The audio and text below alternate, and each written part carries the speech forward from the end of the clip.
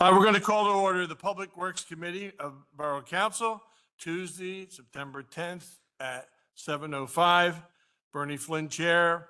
Sheila Vaccaro is absent, and Brian Travis. Any comments, petitions, or comments from Daryl that are in attendance? So how do I know you were coming up here, Daryl?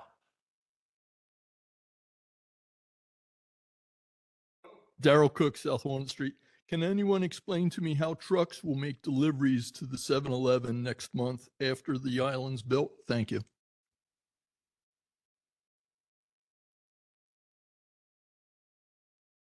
You always have very interesting questions. Now, I do have an answer for you from the previous meeting. If somebody's parking behind your house, okay, on your pad in front of your garage, that's actually private property. Parking department does not go there. That's a police matter. You call the police and the police will have them either ticketed or moved. So that's your answer to your question. Parking does not go on private property. All right. So if you want to be the real guy on Walnut Street, make a phone call. All right. Thank you. All right. Engineers report.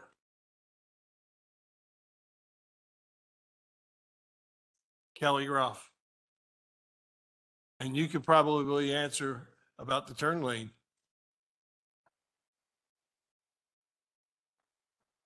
I just wanted to mention a couple other projects that we're working on under your MS4 program. That's the state mandate where your annual report is due at the end of the month.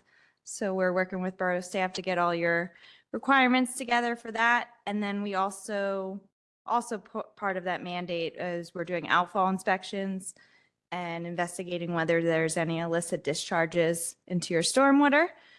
And the next project I wanted to go over was High and Minor. That project's substantially completed at this time, so we are just working on getting the closeout documentation together in order to close out with the county funding. So the last but not least is the Gay Street project. We had a successful open house meeting last week, September 5th, where we worked with the borough staff and engaged residents and business owners.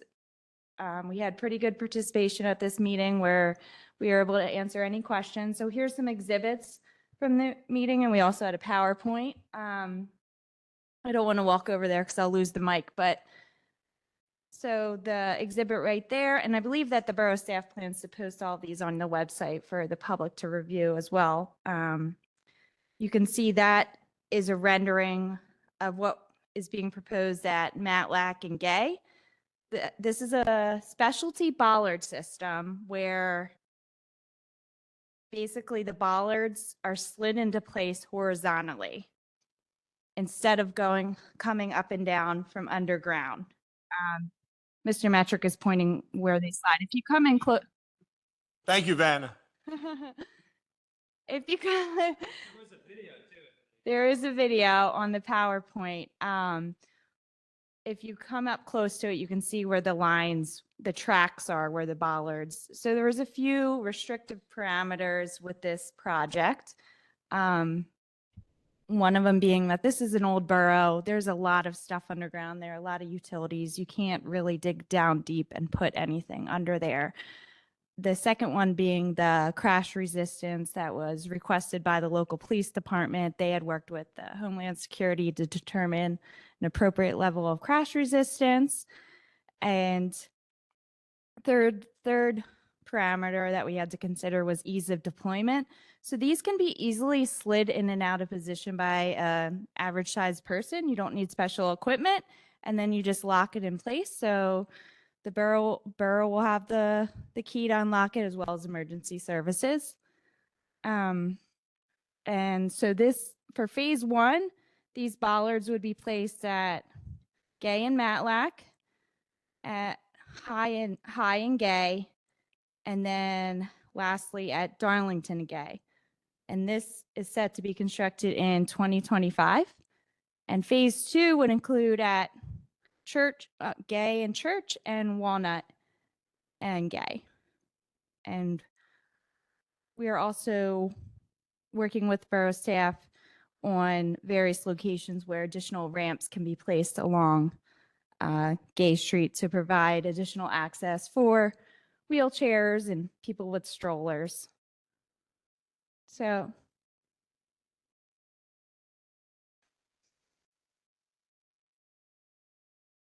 that's correct.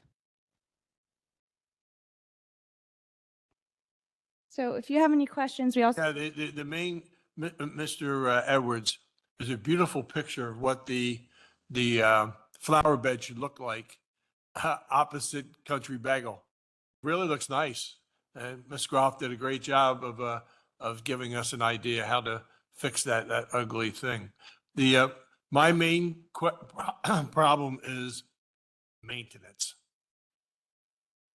Are they on ball bearings so that they can roll? How do we maintain the tracks and the mechanism underneath to roll? Because I can envision, because they're all acorns up there, they're all oak trees, and those tracks getting full of acorns and crushed acorns, and all of a sudden now it's an emergency and we can't get the things to slide open.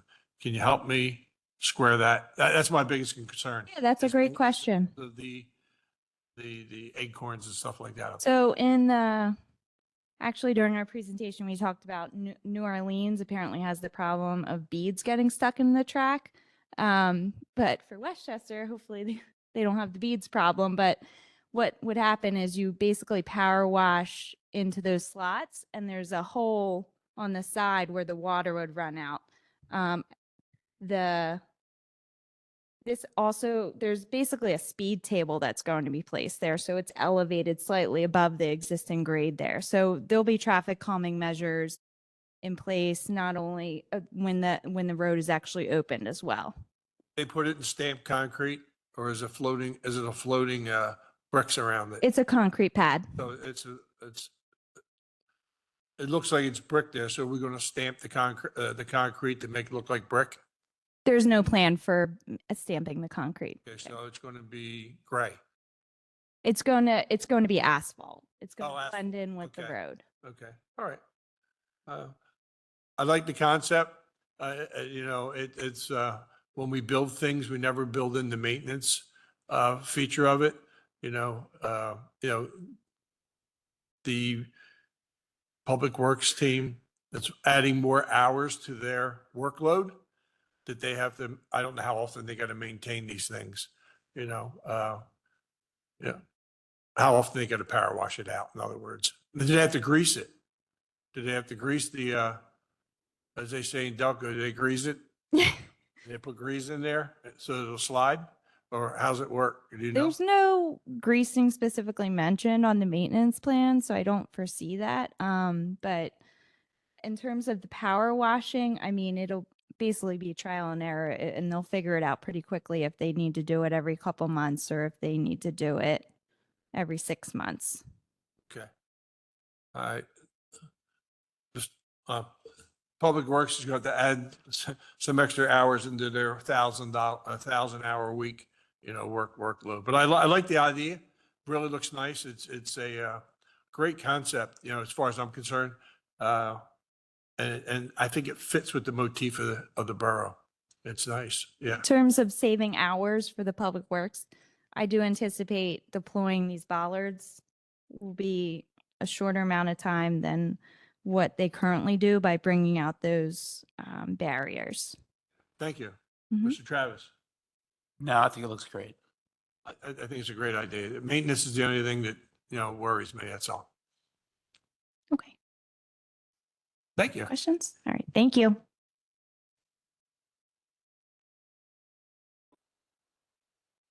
Anna, you did a great job. I think she know. Yes, yeah. Miss Dorsey's probably ready to buy one right now. Yeah. Mr. Edwards. Good evening. This presentation focuses on the 2025 budget. No changes are proposed for staffing. We reduced our employee count by 1 last year. when we chose to not fill the fleet manager position. Our current staff remains busy and productive. Our relationship with the union remains strong. We handle a reasonable number of complaints daily. Customer satisfaction appears to be generally good. In terms of our operating expenses, we are requesting an additional $20,000 for the tree line item. We want to improve our tree planting process by spending more on tree well preparation. We also want to expand systematic tree pruning in the borough. We are requesting $50,000 each for 2 studies. One is for the Goose Creek drainage study that I've mentioned previously. The other is an assessment of the infrastructure at Borough Hall. As an example, the air conditioning units are older and we should make plans for their replacement at some point in time. The age and condition of our large vehicles are concerns. Specifically, the condition of our trash trucks is worrisome. We've had numerous breakdowns. This year, while we have an older standby, we have major problems when 2 trash trucks break at the same time. Our trash service must be reliable, and it's difficult and costly to rent a trash truck. For capital requests, we are requesting the replacement of our recycling truck. We requested a $200,000 grant to help pay for this truck. We heard just the other day that it should be within the next 2 months. Whether or not we're going to get the grant, I will say I'm guardedly optimistic. Well, I heard back from Mary Alice. They think that it's going to happen before the election for political reasons. So, yeah. My expectation is that we'll request another new trash truck in the 2026 budget. Other proposed capital equipment and projects include a new litter truck, repair of crosswalks in the downtown business district, replacing 2 big bellies per year, which you suggested, supplemental funding for road paving, and a new bus shelter near High and Linden. And if you're wondering why I have not put up numbers here, is because we really don't even have an official draft budget, and I was a little uncomfortable with putting numbers out there. I'll be happy to answer any questions. Yeah, that was my first question, is year-over-year comparisons, a 5-year run, that kind of thing that we've been seeing. I figured this was preliminary at this point. So the capital budget expense for the replacement of the recycling truck, big question mark still. If we don't get that grant, I'm assuming that we'll see something increase in the budget for next year. Well, we had talked about that. Well, first of all, the cost of the trash truck's $325,000 about. Grant, if we get it all, is $200,000. If we don't get the grant, we may reprioritize our spending and come back to council and suggest that maybe we put the recycling truck above something else. But I'm going to hope for the best right now, as far as that's concerned. Mr. Edwards, Yes. I would hope that you'll keep an open mind about not hiring a new employee. Mhm. And I'm gonna, as we get into the little further into the discussion, Mhm. you'll understand why. Because Ah. I misspoke, which is hard to believe, because my wife thinks I misspeak all the time. But the fact is, last meeting or the meeting before, when I talked about responsibilities of checking totes and dumpsters and trash cans and all that, I was under the impression it fell under building and housing, Mhm. and it clearly does not. And that's why I want you to keep an open mind till we get to our discussion item, because that could be one of the points of emphasis that building and housing, when they do a property check, Mhm. they can look to see if the trash is being contained in the right way.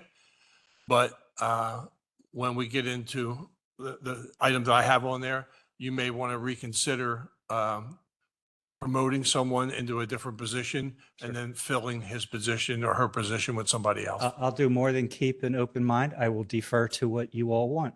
Yeah, yeah. It's because quality of life issues right now in the Mhm. borough Yep. are diminishing. Yep. And we're going to be getting 1,000 more people moving in here. And if we don't step up our game a little bit, in the quality of life issues, it's going to be a problem because we did have someone doing what I'm going to recommend Understand. later on. Thank you. Okay.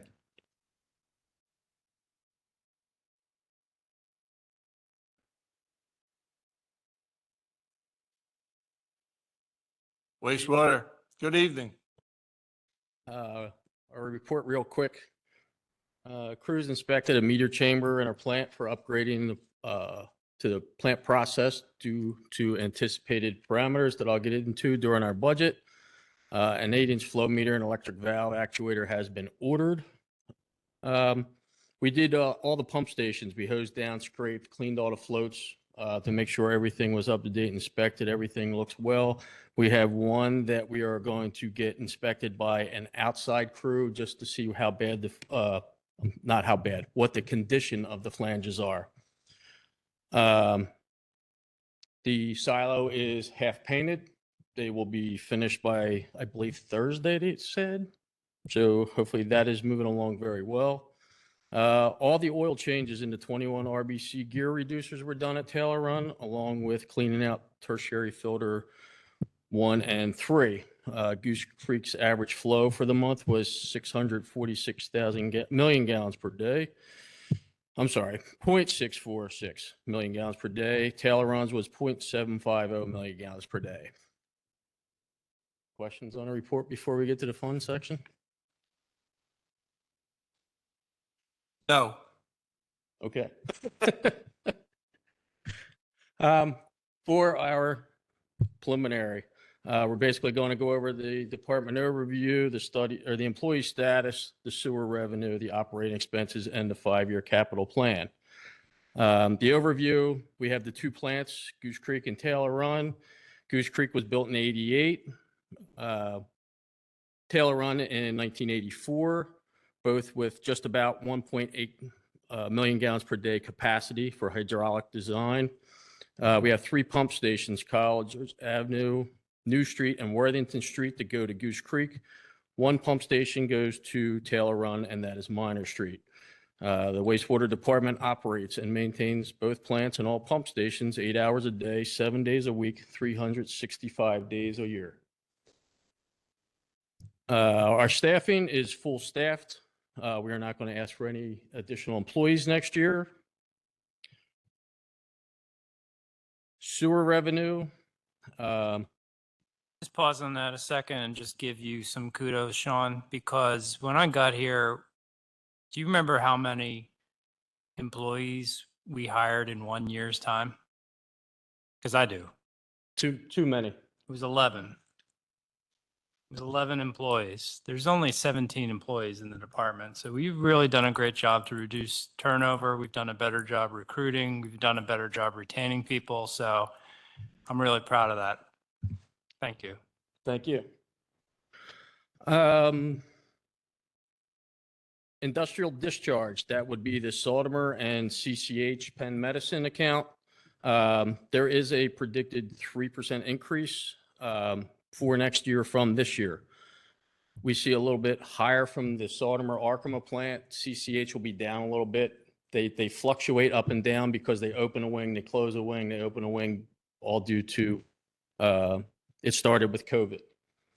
The outside hauling revenue, we're predicting a rise of 8% in 2025 due to just they're busier and their solids has been a little heavier with the agreement. The heavier the solids, the more we charge, the more we make.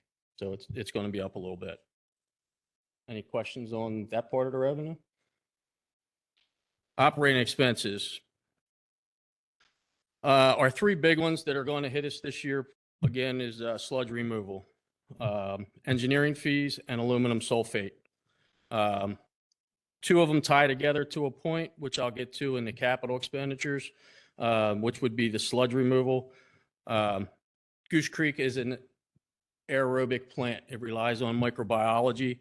The better we do, the more sludge we generate, the more we have to haul. So we're looking at right now that we are producing a little bit more sludge, so we bumped up the next year's rate. Plus, we're going to have a new permit. We're going to have to try adding another chemical, which is really going to produce sludge. That's the same as Taylor Run. They went from usually 1 truck a day to 2. So we're looking that we're going to have to increase that. That's why that's up. The engineering fees, we increased that due to upcoming permit parameters, designs, capital projects, and just the Chapter 94 and IPP report submissions. And then the big one would be aluminum sulfate. Taylor Run has adds aluminum sulfate to remove phosphorus. In 2025, Goose Creek will now have to start adding aluminum sulfate. Well, we're going to do a pilot study, start with alum, go to the Delpax, see what it is to remove phosphorus. That'll be in our new permit when it comes out. So that would be a big hit to have it at both plants. It's expensive. The people they get it from, they make it, they charge what they can. So that will go out to bid in April again. So we'll figure out what the new price is and go from there. Capital budget. Starting off phase 3 of the Goose Creek electrical substation rebuild. This will be the final one. Everything's ordered, or well, I shouldn't say it's ordered. The last part is being signed off on now. We are already in line for everything, so we're ahead of we're still on schedule. Bids will go out in late this year, very early next year. We're shooting for the end of this year for the installation of all the equipment that will be delivered late summer, early fall, and then we'll be back in line with a brand new electrical station down at the plant. Goose Creek right now is in the negotiation stage to receiving their new NPDES permit. Goose Creek has not had an NPDES permit since 2008 when it expired, and we were in a TMDL lawsuit with the EPA and a couple other people that I don't remember who it was because it's changed so many times. We went through multiple testings, filling out applications for the state, turned everything in. We had 21 parameters that they wanted to put on our permit. We negotiated, we were down to 12, and we're possibly down to adding 3 to what we have and limits to what is already there now. So we really cut down what we were doing for extra work that we're going to have to do. But with that, the top one will be phosphorus. That's going to put us into large possible upgrades to Goose Creek over the next 5 years. It's a 5-year permit, so it'll go into that range. We're going to start with a pilot study of chemical addition. The numbers you see here, as stated, is the worst case scenario of what could possibly happen. We don't know what the numbers are yet. We're looking at what West Goshen did and other townships. We're negotiating and trying to get workable numbers. As soon as that comes out, we'll be able to fill in the numbers with it and report back to you with what's going on with that. The other ones, parameters would be phosphorus, DBPs, chloroform, lead, antimony, and selenium. We already have lead, copper, zinc, and chloroform and phenols on our permit, which we're not looking for any changes there. Also, we're looking to start designing, I believe it was 7 years ago, we looked into starting to design a sludge dewatering program. What we will do is pull that test off the shelf, update it, and then design it in 25, hopefully have it installed in 26.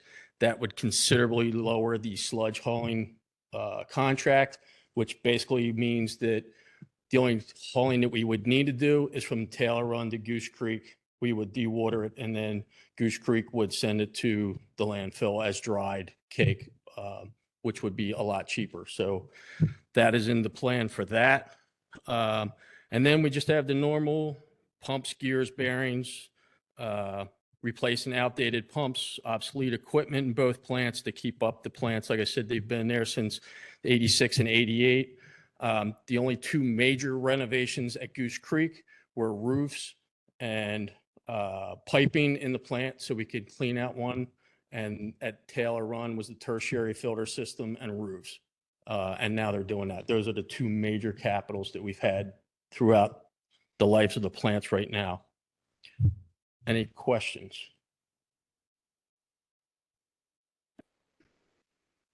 No. When will you have the results of the test for the phosphorus? We have the results. What we do is we started this time last year. There's 197 parameters that we test for. We have to do it three times a month in between. We have to do what's called wet testing, where they take our effluent and see how the fish and there's another creek life, see how they mate, see if they live, see if they die. That gets all shipped to the DEP. They put it through a computer, and then it spits out numbers. Then we start negotiating on this is right, this is wrong. You transpose the number, whatever the case would be. We're looking into why this is high, why this is low. Another one, there's two, they're called DBPs. They're about this long, and I can't really say them that well without getting into sounding out phonetically. They're basically just byproducts of chlorine. So what we're looking to do is at both plants, before Taylor Run's permit ends and they get it added onto theirs, we're looking to put UV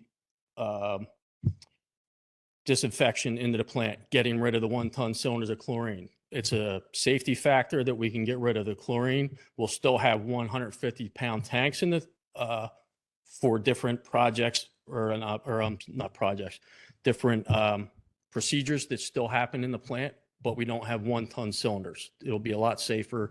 You use UV, you don't have the byproducts, so that's eliminated right off your permit. So we're trying to eliminate a lot more stuff, make it up-to-date stuff and more safer for the borough.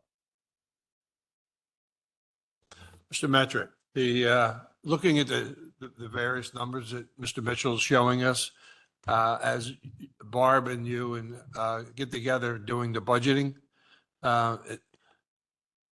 it looks like we're going to be making significant increases in various little avenues on this thing, as far as chemicals and testing and equipment.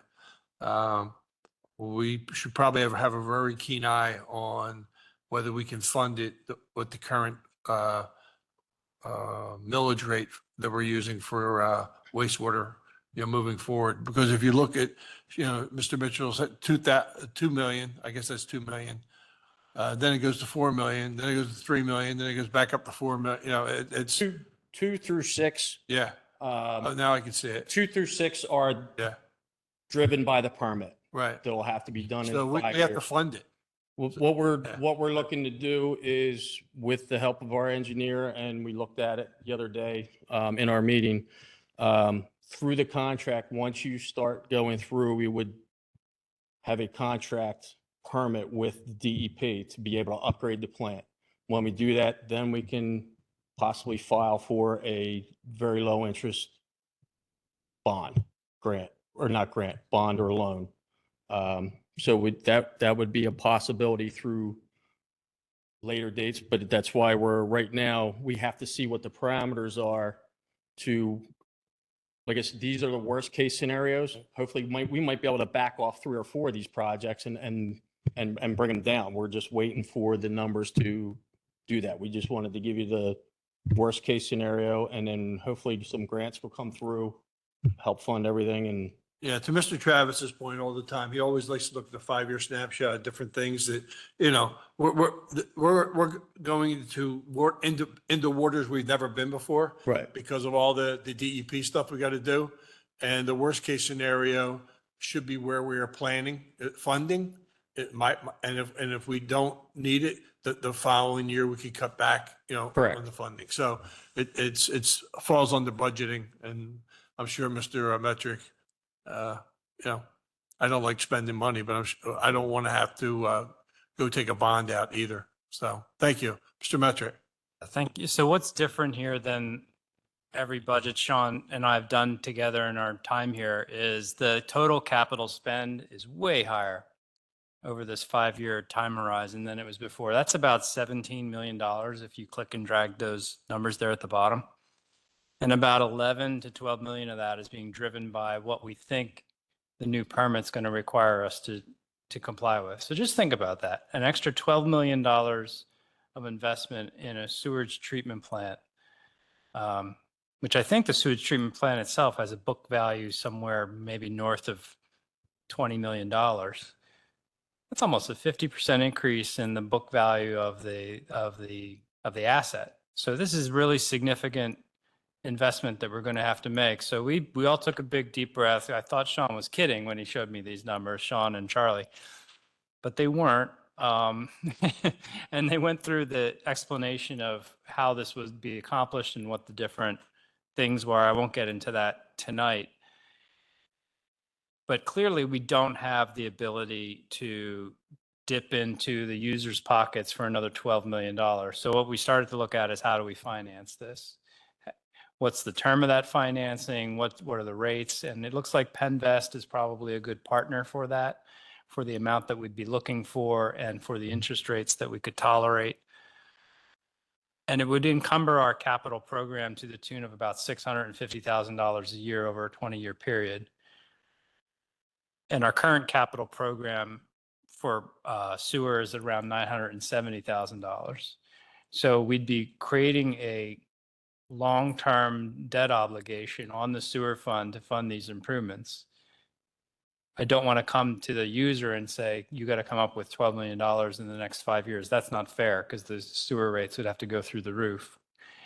So we need to spread this out over a long time, and we need to better understand what other future permit changes could be coming down the road too, as well, because we don't want to keep having to make $12 million investments every 5-year increment.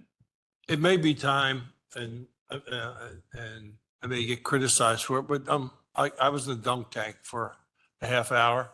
I swallowed enough water in that damn dunk tank.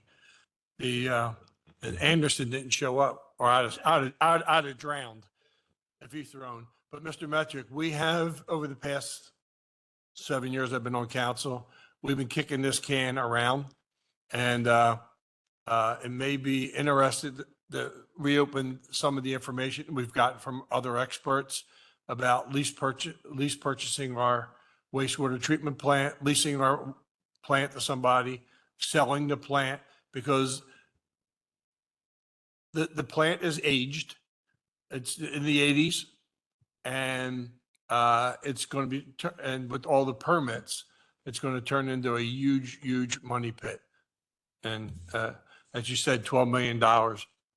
We even had a conversation with a vendor where we were going to let them, we retain ownership, and we would lease the plant to them, and they would run the operation, that way.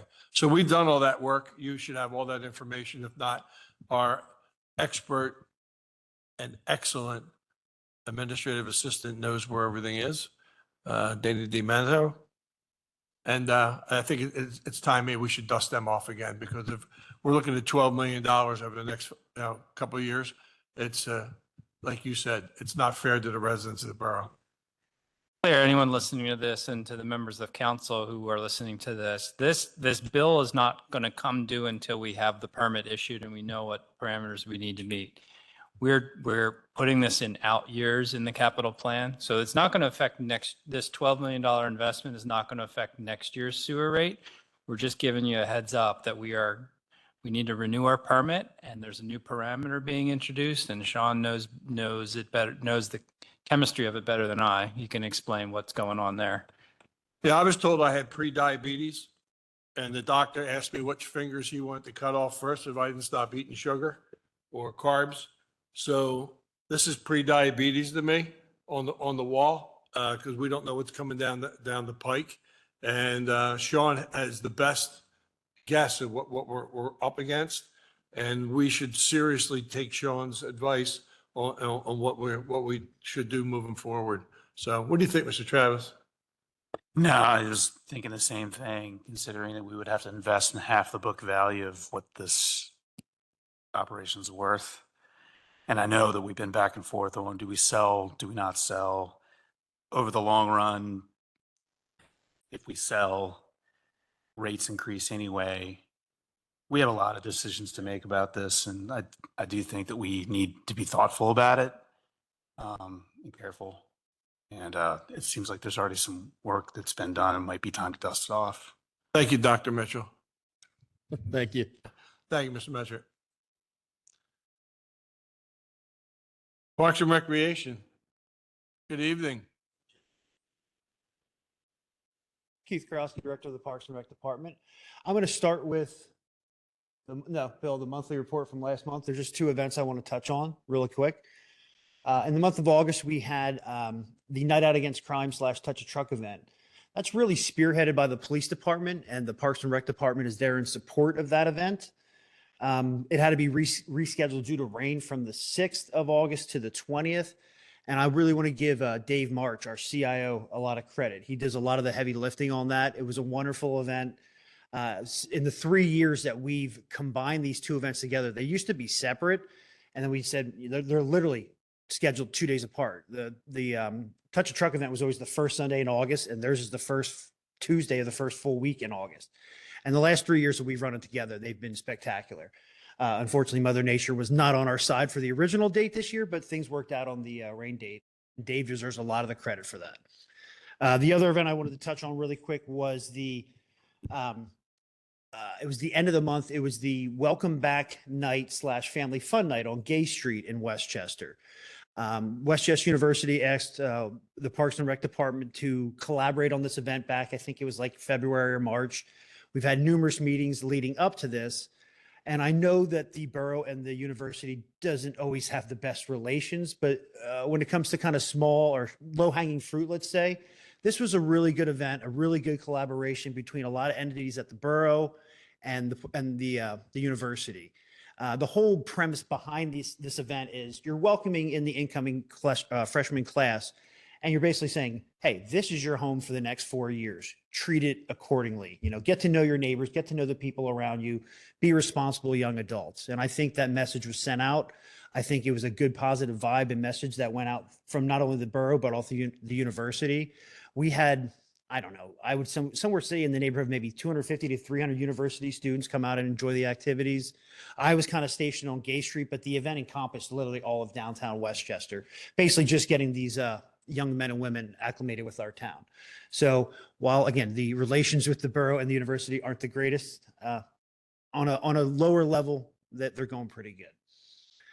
If you have any questions with the monthly report, I just want to touch on the budget on a couple key issues really quick.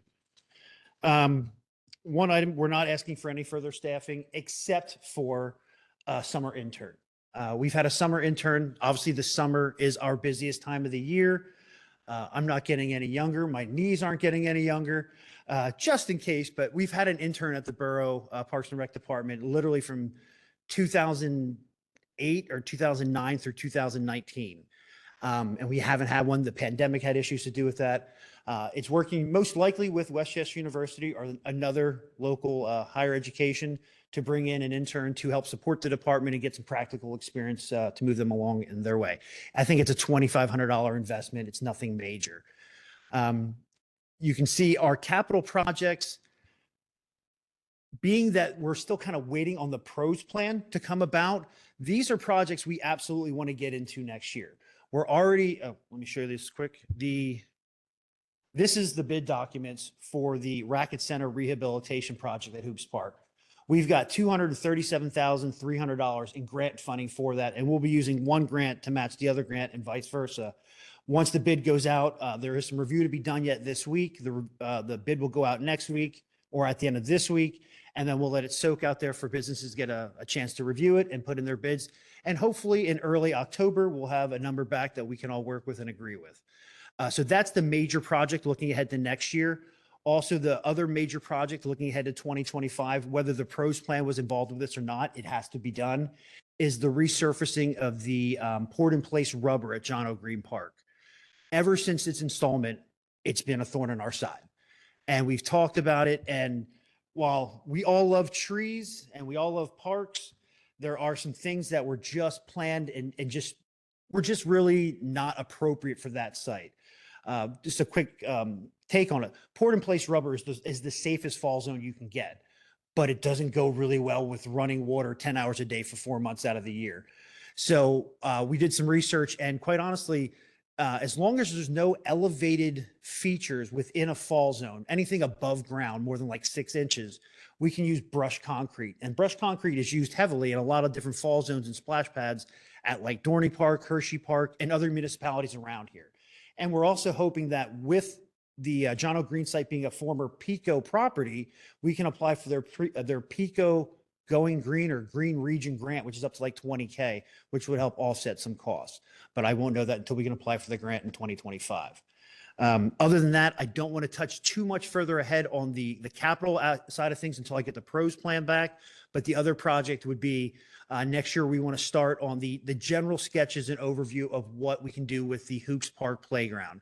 Our 3 big parks, Everhart, Hoops, and Marshall Square, well, 2 of those have gotten a significant facelift when it comes to their playgrounds over the last 5 years. And Hoops Park being literally probably the park that is most rented on a yearly basis or monthly basis. The playground there, again, before my time, was kind of just thrown in amongst the trees. And if you're over there in the fall, you're going to get smacked in the head with a walnut.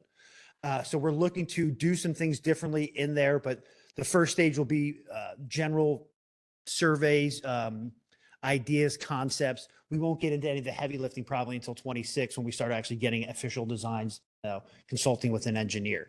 I will have more information. Our next meeting with the pros steering committee and the consultants is in early October, and I'll hope to have more information for you consulting or for this committee from the consultants regarding capital issues at our October meeting. As far as the capital, or excuse me, the operating budget, there's no significant changes. The 2 that you see up there are going to be from advertising. When we have a full staff, which is me and a program coordinator, the program coordinator does a lot of our advertising, marketing, design work in-house. That's part of the prerequisite of being hired for the position. I don't have those capabilities. I can do them. They look fairly generic. I'm not going to lie. My skills aren't the greatest, but when we can do that, we're saving cost with that position as compared to going out to a third party to make these things for us. And that's really a large part of their position. And besides that, I think the other large number was in small event expenses. Those small event expenses are the ones that I want to bring more to Gay Street, not using Gay Street as quote unquote a 13th park, but almost in that fashion. When we start going through all these upgrades that are going to take place to make it a safer venue for events and gatherings, I want to take advantage of that. And even so now with what we have in place, that can certainly be done too. As I just mentioned, we had 2 different golf events. We had the Welcome Back weekend. I know that John at the Bid are using the closure for different events and activities they're doing. So why not use the space we have that most people congregate in to begin with? So I want to see more things take place in 2025 on Gay Street. Other than that, there's no real significant changes to my budget.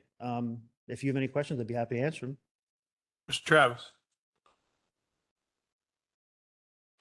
The mayor was here earlier, but I know that she is a strong advocate of adding resources to your Parks and Rec. programs. And I was kind of surprised that you weren't asking for that.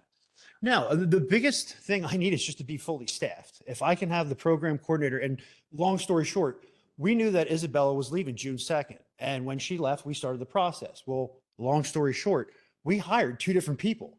The first person got another job with the state. More power to you. The second person we hired completely pulled a Houdini and ghosted us. So we had to restart the whole process. We've had 2 interviews. We have 2 set up for next week. Obviously, a little busy right now. Getting ready for this bad boy this weekend. So I want you to come on out and vote belly full. If there's one thing we can all agree on, we all like food. So vote belly full. But yeah, as soon as we get fully staffed, myself and a program coordinator, we can tackle a lot of these things. I think some issues that we'll talk about maybe moving forward will be either third-party contracts or potential staffing within the parks, as far as a horticulturalist, a botanist, things of those natures, things that maybe we can subcontract to a JHL or one of our landscapers or things of that nature. If we can take some of the weight off that contract by staffing or something else, to improve our parks, I think that'd be beneficial. I think Westchester is a 5-star gold town, and I think our parks should be treated accordingly. Sometimes they get put on the back burner, and I can appreciate that. A new fire truck, a new trash truck, things of that nature are going to take precedence over potentially something in a park. Obviously, if it's a safety hazard or concern, we want to deal with that immediately. But just the general awareness of our parks as being a key part of our infrastructure should be known and it should be favored. I mean, I think our parks are wonderful. We have a lot of great park friends groups. Again, sometimes it's a bit of a battle to keep who's what and who's who. They're our parks. They belong to the borough. If anything happens in one of those parks, we're the ones that are getting to talk to lawyers and whatnot. It's not the friends groups. So I think that the relationship we have with those friends groups and the projects we want to do moving forward, and they've all been asked to be a part of the pros plan. They all have representation, I believe, on the steering committee. We just have to make sure that those two sides, those two views coincide. And I think for the most part, they do. Maybe their time schedule is a little different than ours, but ours is based on, our budget and not money we're just pulling out anywhere. So, but yeah, I mean, I've been here for 20 years. I think the park system we have is wonderful for the small. I mean, we're 1.8 miles square to have 45 acres of parkland. I think that coming out of the pros plan, we might see a couple pieces of property that could potentially be some new parks or some new spaces for pocket parks. It's something we've definitely talked about that I'm absolutely interested in. If we can expand upon what we have, which isn't a great deal, but whatever we can, I think we should take advantage of. And we should start looking into alternate possibilities. I mean, I know there's, we're bringing in 1,000 new dwellings in the next couple of years. There's talks about, decking garages. What about putting a pocket park on top of a garage? It happens in major cities all across the United States. I'm not saying it's got to be all green infrastructure, but it could be a place of solace and calm, 7 stories up. It's fairly fenced in. Just an idea. I'm already putting that bug out there. But yeah, I mean, I think we're moving in the right direction, and I'm really interested in see not only where the pros plan leads us, but the public feedback we'll get from the meetings this fall, where that leads us as well. When will we hear from the consultant? I'm hoping they'll be here at the October 16th voting session. That's when our next meeting is scheduled. So I'm going to have them here all day to do that, and then come right over here and talk to us. And what are we expected to hear from them at that time? I think at that point in time, they're going to take and basically put out all their findings. And that's from the public, that's from the steering committee. That'll be everything we have at that point. It's basically going to be a list of, here's what you got to do. And then we're going to have to figure out what we can afford. And that will be also based with a plan as part of the RFP that we put out there. Here's our short, mid, and long range goals, along with the grants that we should be going after from both the county and the state to achieve those goals. Thank you. Mr. Travis, anything? Thank you. Thank you. Moving to old business, approve the minutes from August. Any problems with that? Mr. Travis? No problems with it. There was just I still feel like maybe this is an unaddressed question around the safety of the bump outs, the curbs specifically. I don't know if we ever got an answer in terms of keeping people, especially if they're covered in snow, making vehicles aware that they're. You're talking about minor and. That would be the first one, but we Yeah. have more under construction right Yeah. now. Yeah, Mr. Edwards talked about putting reflectors there. But if it's covered with snow, you wouldn't see them. Ms. Groff, do you have any feeling on that? The South High Street at Minor, you want to close out coming up. There's been a lot of questions about, because the sidewalks and everything jut out now, how people are going to know that if they're covered with snow, not to hit them.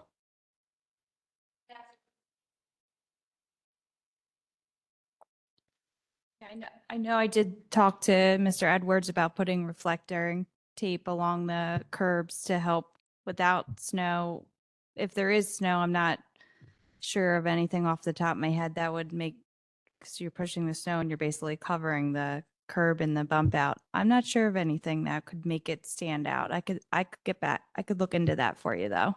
That was it. Yeah, That was that was the main thing, because you won't be able to see the bump out. And Understood. it's always Mr. Cook's problem that he makes ours, but we still love Daryl. But it's he's worried about the safety there. Okay. All right, thank you. Mhm. All right.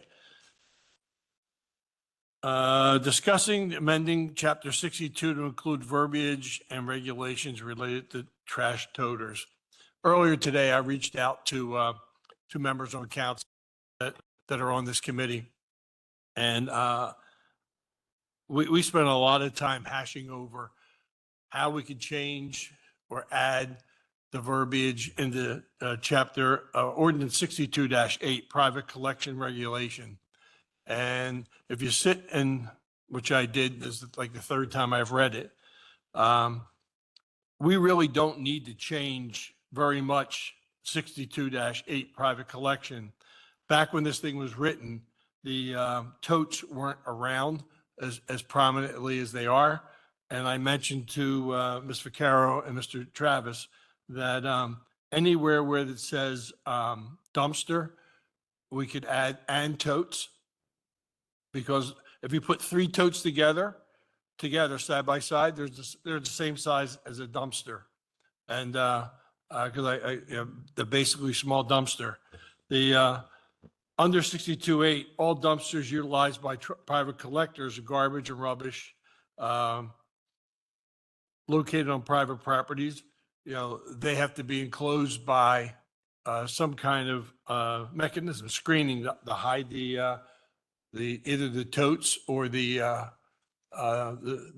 dumpsters. So that would be 62-8B. So if you have like at 305 South High Street, there's 20 totes actually sitting behind that garage. 15 totes or 20 totes sitting behind that garage. They have to move them out of the right of way, which I'm going to ask Mr. Metric to explain that to us. If you're unable to screen the dumpsters or totes, it's all written out. We don't really need to change the ordinance at all, other than add totes. Because it falls, unfortunately, and I asked Mr. Edwards to keep an open mind, everything falls under the Public Works Director. He's responsible or she's responsible for the heavy lifting of all of trash. Mr. Travis had a problem over the weekend with a lot of trash from the college kids moving in. It's not a police matter. It's not a building and housing matter. It's Public Works matter. All containers under D, all containers used to store garbage and trash must be stored on the property and not visible from a public street. So an alley, as I was told, is a public street. So an alley and from the public street, if you can see the trash cans, they need to be tucked in behind a fence or behind a building and then brought out during trash day. What's happened now is the landlords just leave them out there. They just keep refilling them and just leave them slopped in the alleys. And I don't know if, Bill, you still have that picture of the 20 totes before. No dumpster should be placed or located in the public right-of-way within the borough of Westchester. This is 6211 dumpster regulations. So if we say no dumpster or tote, all we're doing is adding tote, can't be left in the right-of-way. Now, the alleys are a public street, even though they're owned by the borough, the public street. So how do, Mr. Metric, how do you define a right-of-way? Right, because your definition and my definition was different the last time we talked about it.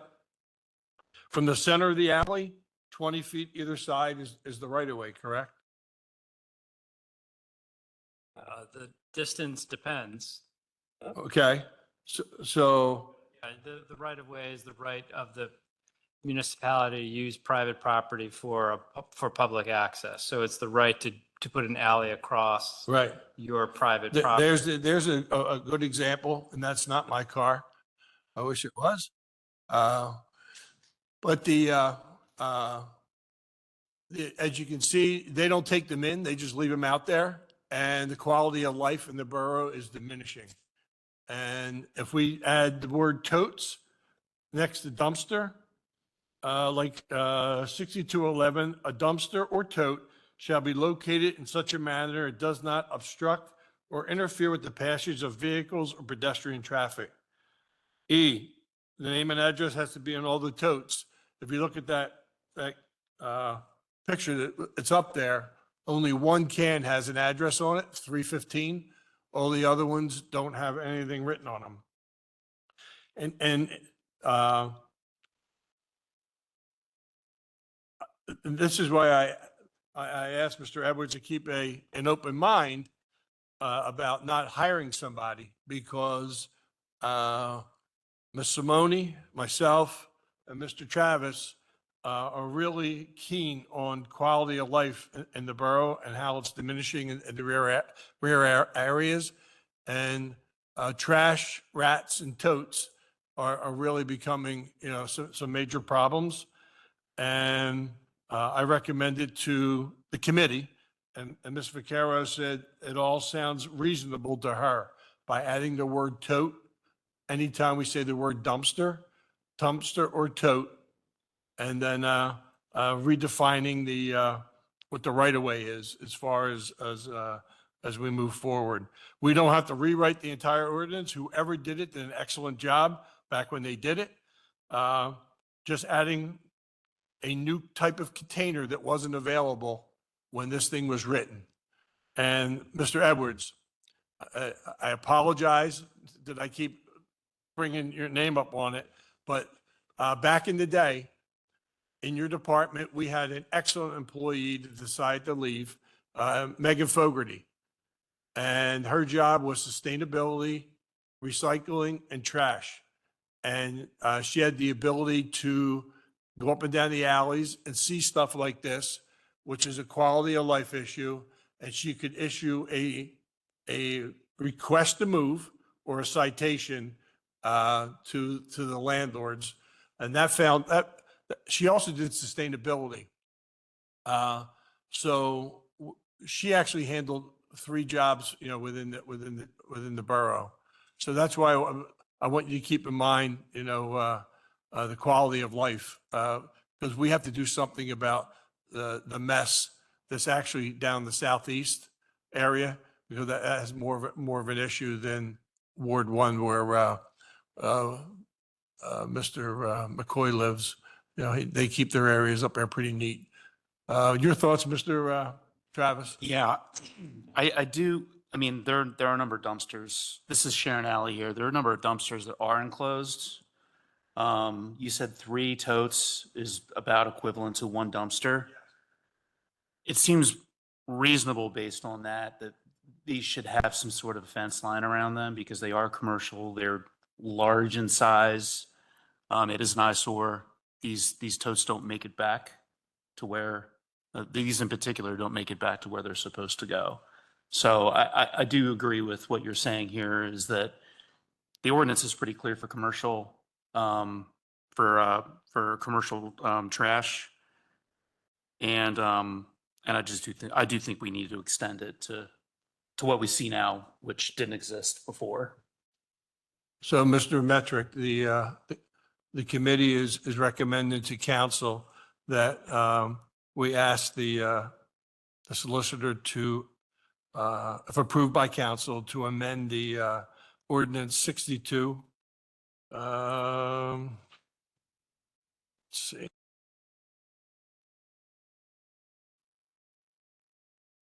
(62-7) and 62-8 to add the word tote wherever a dumpster is in that section for private collection and regulation. That way everything will fall under what needs to be done. And as far as enforcement, unfortunately, everything seems to fall under the Director of Public Works. The only time it comes under the Director of Building and Housing for code enforcement is if you can see the trash cans from the street. Now, I guess we also need a definition of, is an alley, which is a borough road, considered a street?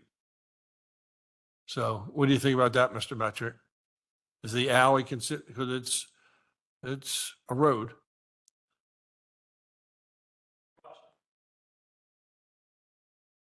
Well, you know, we're going to keep talking about this probably up in October and November. It's not going to be cured overnight, but we have to start, you know, just like the wastewater, we got to start planning.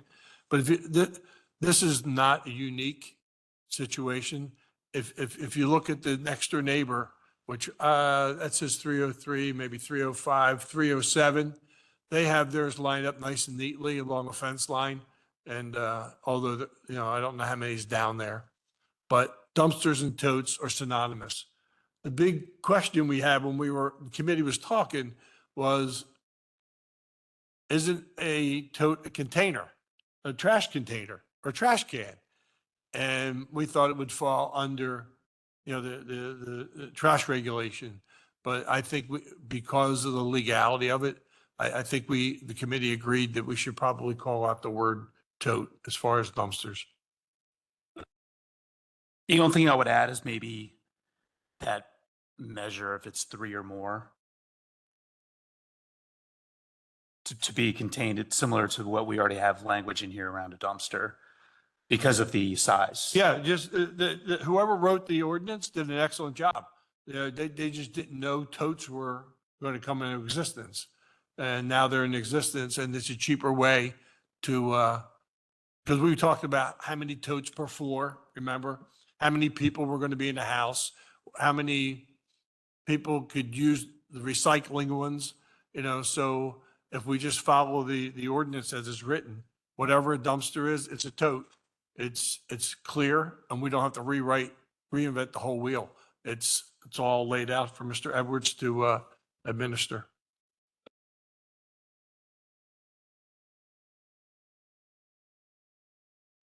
So could we push that on to council, see what they think? Yeah, all right, thank you.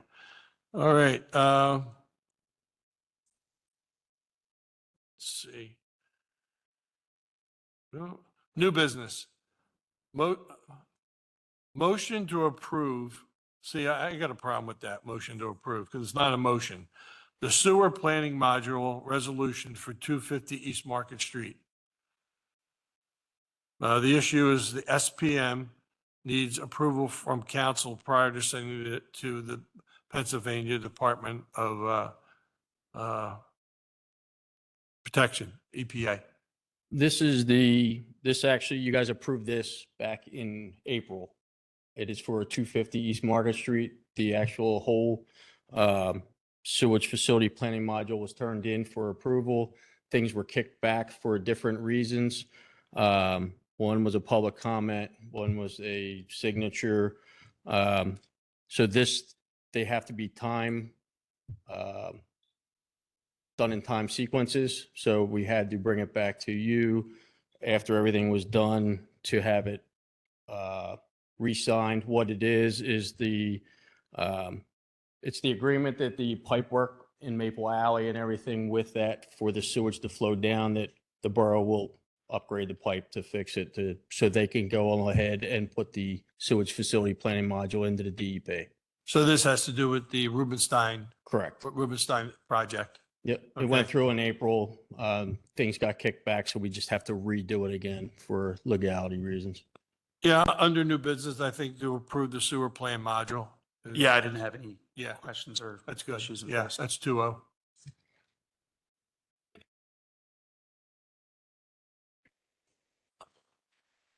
Daryl, is that you? All right, just checking, Daryl. Under other business, anybody have anything for us? Meetings adjourned at 8:12.